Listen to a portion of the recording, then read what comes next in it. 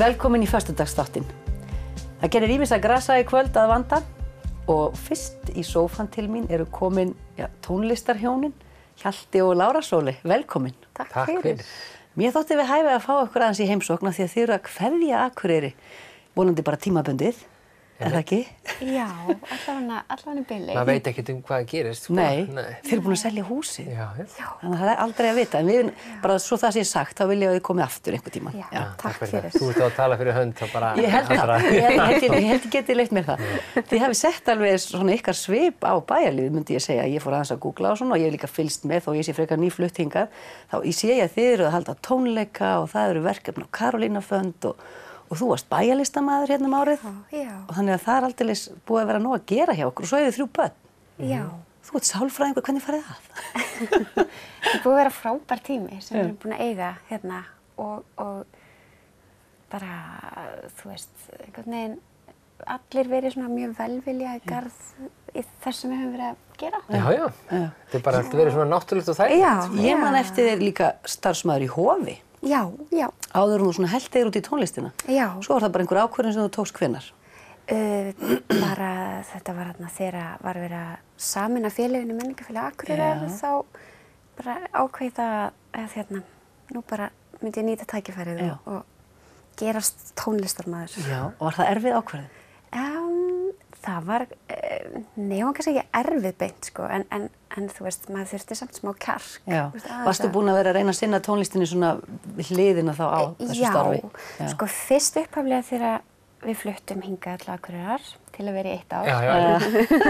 Að þá var ég að kenna við tónlistarskólan og svo við opnun Hofs að þá svona dróst ég einhvern veginn alltaf meira og meira þar inn og endaði sem sagt bara að vinna í verkefnastjórn þar. Og hérna, sem var mjög skemmtilegt með tónlistinni, en það var alveg frábært og það búið að vera frábært síðustu ár að hafa tækifæri til þess að sinna bara listinni, sko. Já. Og var það kannski kveikjan að því þegar þú fannst hvað þetta var geggjað að fara svo í bara meira nám? Já. Í rauninni. Ég hef alltaf haft áhuga á þetta nám sem ég er að fara í í rauninni í svona stýringu á listastofnunum.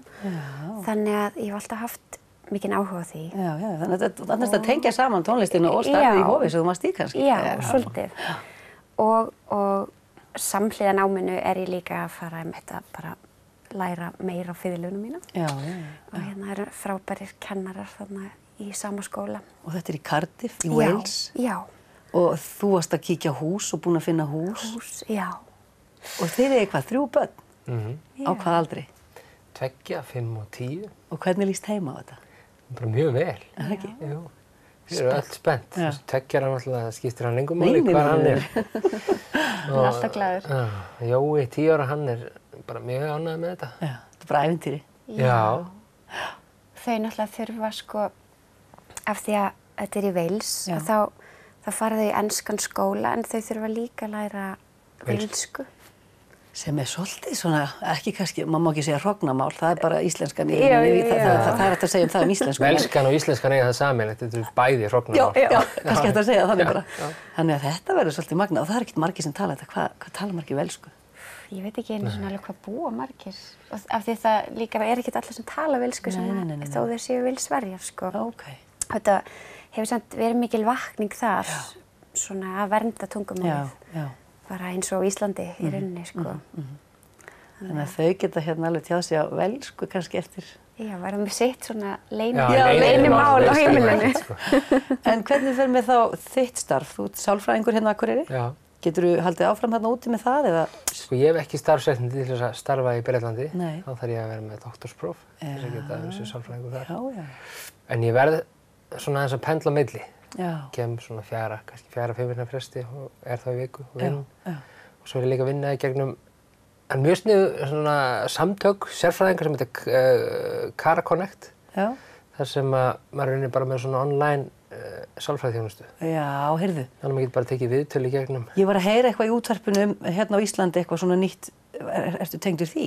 Þetta er örugglega það sem við höfum heyrt talað um allan. Þetta er svolítið í fréttunum núna og þetta er aldrei sniðugt. Þannig að það eru talmeinafræðingar þarna, þannig að þetta hentar óslega vel litlum byggðum. Einmitt, þar sem að fólki hefur kannski ekki tök á að sækja til sérfræðinga og þá er þetta bara... Þá færðu bara inn í stofu og Skype hittir talmeinafræðinginn eða sálfræðinginn eða hvað sem er, hvar sem er. Ég veit einn sem býr í New York, sálfræðingur sem er bara... Að praktísera hér? Já. Þetta er náttúrulega algjör snilld. Þú þarft ekki endilega alveg að vera, geta snert viðkomandi, þú bara... Nei, og gott að geta kannski komið, þú veist, á og til og einmitt verið svona eins og við erum núna og svo talast í gegnum netið þessum milli. Þannig að þú hefur nú að gera í Wales líka. Já.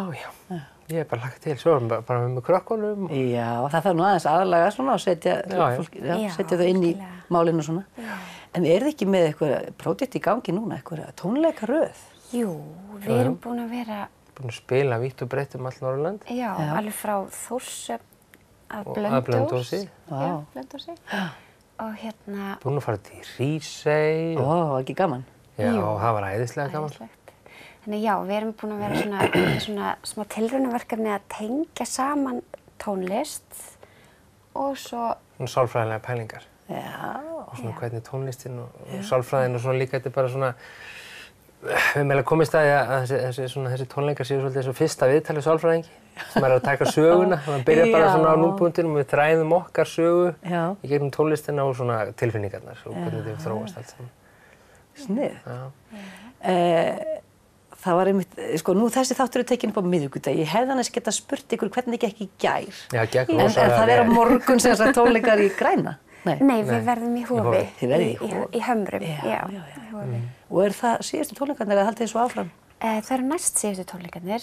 Svo förum við og verðum á sólstöðuhátíð í Grímsey. Vá.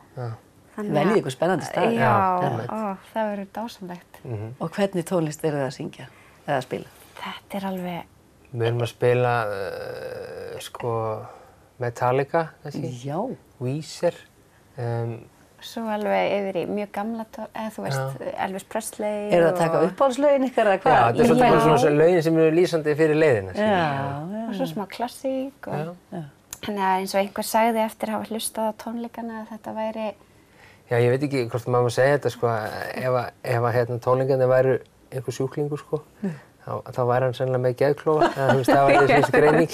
Þetta var svona, þetta er mjög fjölbreytilegt. Það er mjög breytt, það er allt þarna. Já. En gaman.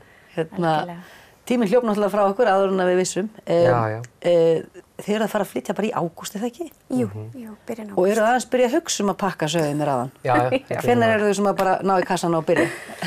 Við erum að íhugunarstigi, þetta fyrir alveg að gera. Þetta er alveg svolítið gjörningu, Það er enda búið að tæma það svolítið úr fattaskápum og svona, þess að gringa á. Já, og allir svo bara með gám út. Við erum, þetta er allt svona í ákveðnum... Þetta er ígrundum. Já, líka. Já. En vonandi bara komið aftur og gangi ykkur svakalega vel og góða skemmtun líka. Takk fyrir kærlega. Takk fyrir að bjóða okkur.